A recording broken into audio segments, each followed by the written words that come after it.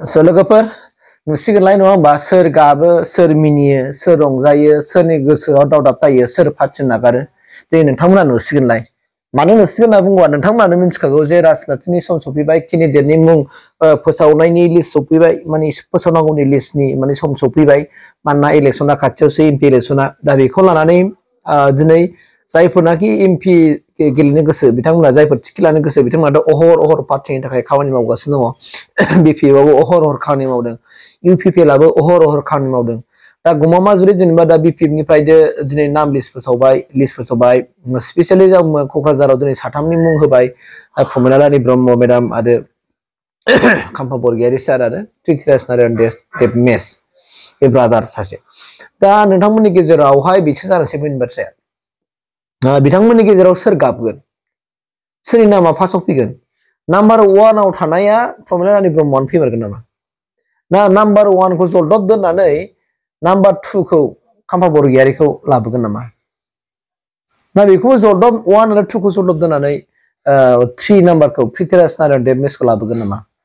बहुत कनफिउजन दा जुदि लाबोमारोबा मा जागोन पार्टीयाव सोरखौ लाबोयोबा टिकेट मोनगोन एबा टिकेट नङा भट मोनगोन आरो सोरखौ दोनोबा माने बे गाबबाबो जेबो खामानि होनो हानाय नङा बे बिराद गिदिर मोनसे कुइसन मार्क सिखारबाय दै दानि लिस्टखौ बिदि साथाम होनो नामोन बे खेबसेनो डाइरेक्ट फोसावनांगौमोन माने हारमा महिलारि सारा दाथ' नोङो प्रमिलाजोंबो बिराद मानसि थागोन पार्टीयाव नङा होमबा बहुत सापर्टार थागोन जुदि प्रमिलानो टिकेट होनांगौ होननानै जेनेबा हारमा महिलारि सारखौ पुरा प्रेसार होबाय थागोन जुदि होआबा जोङो नै माबायाव बारगोन कंग्रेसआव बारगोन UPPLआव बारगोन बेफोरबायदि खोथा बुंगोन बेराफारसेथिं खाम्फा बरगयारीनि मानसिफ्राबो बेहाबो बिराद सापर्टार मानसि दंना बिथांमोनाबो गावनि मानसिखौ बुथुमगोन आरो बुंगोन नोंथांमोना प्रेसार हो हारमा महिलारि सारखौ अब्लानो बेखौ प्रेसार होबानो गासिबो जाजोबगोन होननानै बुंनायाव आरो बेखौ जुदि भट बिनो जुदि टिकेट होआब्ला मा जागोन जोङो पार्टी नागारगोन अब्ला मा जागोन आरे भाई इलेक्शननि टिकेटनि समाव फैबाय टिकेट होनायनि समाव बिदिनो पार्टीयाव मोनफ्रोम पार्टीयाव दावराव जायो बिदिनो UPPLआवबो जागोन नङा होमबा UPPLआबो जेनेबा न' दाउट दासिमबो टिकेट फोसावाखै सोरबा टिकेटनि माने पार्टीनि टिकेट मोननो थाखाय गोबां खामानि मावबाय बुहुद खस्थ' खालामबाय गावनि सिपिनि फैसा बिराद गारबाय नङा होमबा दा बेफोरबायदि बिसोरनावबो कर्मफोर थागोन माने मावग्रा मानसिफोर थागोन दा बेनि गेजेराव जुदि सोरखौबा माने बुंनाय सोरखौबा होयै जायोबा बेबो दुखु मोनसैलाय आरो बेबो जुदि गोसोआ दुरबलबा बेबो बारनानै UPPLआव गारनानै UPPLखौ गारनानै बिमा BPFआव जइन जागोन बा गुबुन मोनसे राजखान्थि हान्जायाव जइन जागोन बेखौ जों नुहुरखायो मानोना बे मोनसे जाखायो दा बेयो जाहैबाय मा मोनफ्रोमबो राजखान्थि हान्जायाव बे बाथ्राया जायो आरो जेनेबा नों बाहाय सोरबा BPFआल' जाया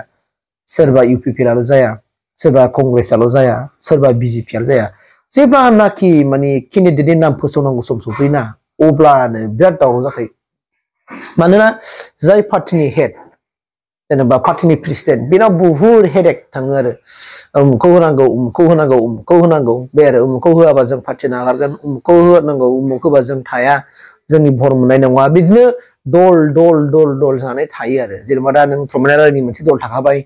ओमफ्राय खाम्फा बरगयारीनि मोनसे दल थाखाबाय ओमफ्राय पृथ्वीराज नारायण देब मेसनिबो मोनसे दल थाखाबाय दा पृथ्वीराज नारायण देब मेसआ बारा गोहोम खोलैनो हानाय नङा आरो बियो टिकेट मोनाबाबो बेहा जेबो गैया फेक्टर गैया बिजों रायजो राजाफोर गैया दा खिन्थु प्रमिला रानीजों रायजो राजा दङ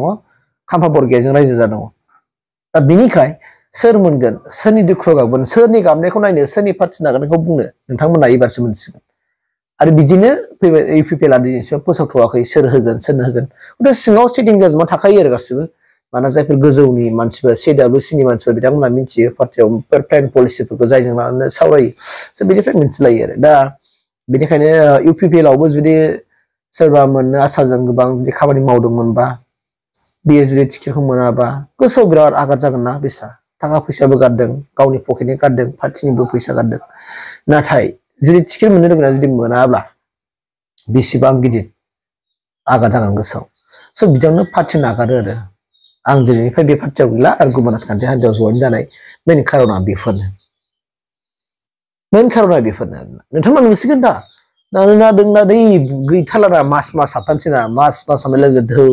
कड अफ कन्डाक्ट फैनोसै अफिसनि खाम खासाव टटेलि बन्द' जानोसै बेफोर आरो बाथ्राया दा बिनिखायनो नोंथांमोनानो बुंदो सोरखौ सायख'जानो लुगैयो लुगैया सोरनि गाबनायखौ नायदो सोर पार्टि नागारगोन सोर एबार माबायदि खोथा बुंगोन पार्टियाव थानाय समाव गाव माबायदि खोथा बुङोमोन पार्टिनि जानानै एबार जुदि पार्टियाव टिकेट मोनाबा एबारनि समाव पार्टिनि बोराबनानै बे माबायदि बाथ्रा बुंफिनगोन बेनि रिएक्सनखौ नायबानो जाबाय नोंथांमोना रिएक्सनखौ नायनो नेनानै थाबानो जाबाय